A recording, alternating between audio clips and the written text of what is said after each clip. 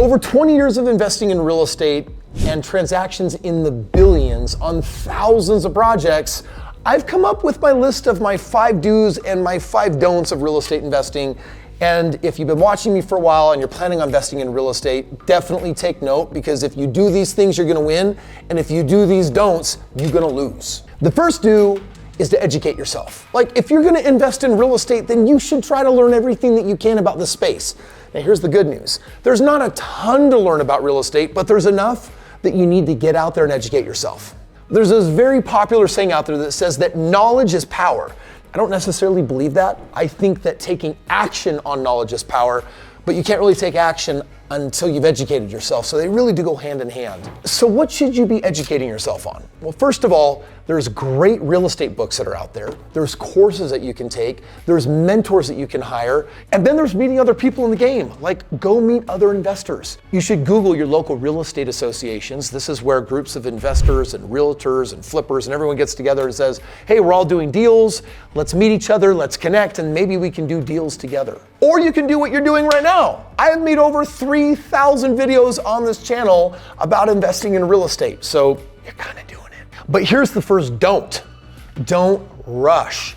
Avoid impulsive decisions. There are some people, they're like, oh my gosh, I'm so excited to follow Kris's advice. I want to be a real estate investor, so I'm just going to go buy a property. I'm like, don't buy a property. You want to buy a good property. You want to buy a property that's going to make you money. So listen, slow down, take your time, do your research, analyze the properties. Don't feel pressure to buy your first property, right? That patience allows for you to have better negotiation tactics, to make informed choices. Can't tell you how many investors I've met that literally got in the game because they felt like they should just own stuff without actually thinking, am I buying the right stuff? The next do, set clear goals. Define your investment objectives. Like, what's important to you? When I started investing in real estate, I set out to find the best strategy, but I had to know what my criteria was. And it was this: I want the strategy that basically takes the least time, the least effort, and the least risk, but makes the most money. Like, it was very simple for me. It's just like, I'm not lazy, but I know that there's hard work real estate out there and there's no work real estate out there. There's super profitable real estate out there and there's less profitable real estate.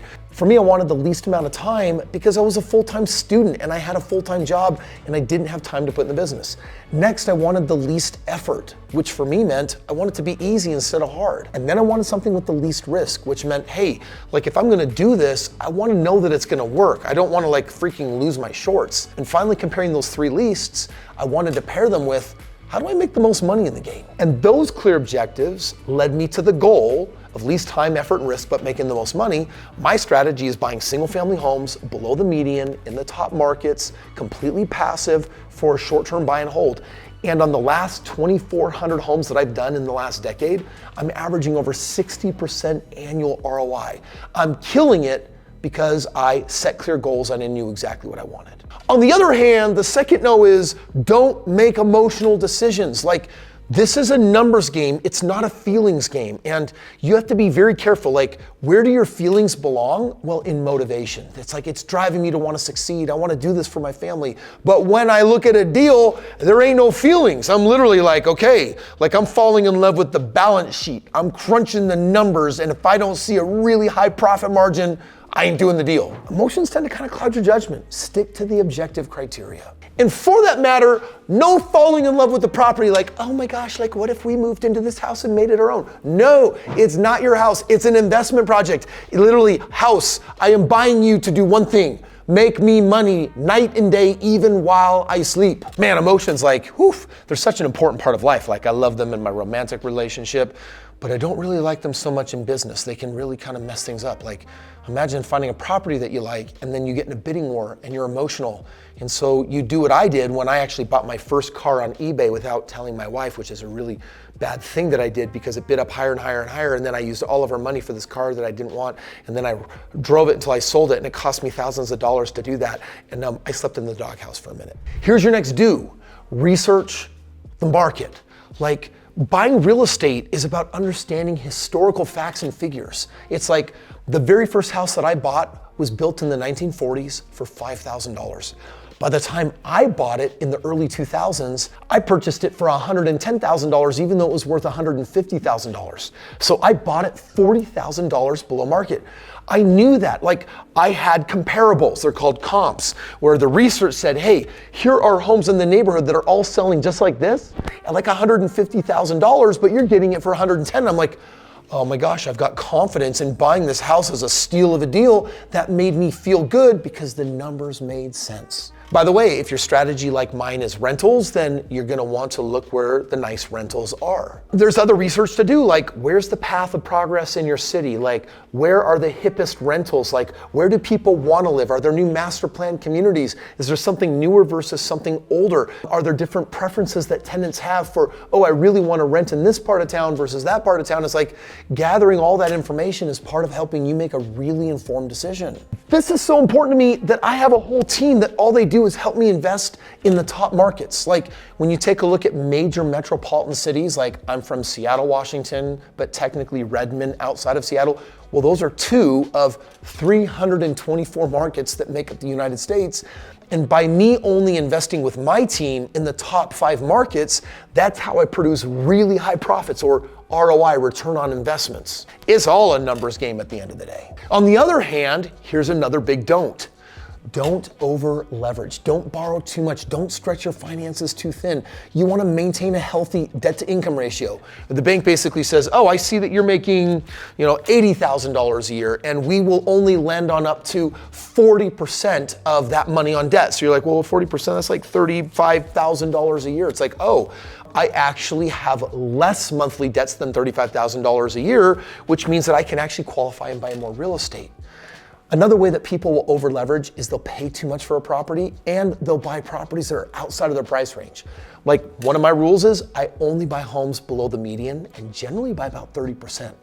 That means that my average purchase price is in the low 200s, like $230,000, even though the national average median is $430,000. So I'm buying significantly below that to make sure that I am never over leveraged. By the way, there's a lot more people looking to rent properties in the entry-level single family range than those in the like, oh, I bought $1 million house or a $500,000 house. I avoid that stuff because when the market turns, I don't want to be holding the bag on a property that just lost a ton of value.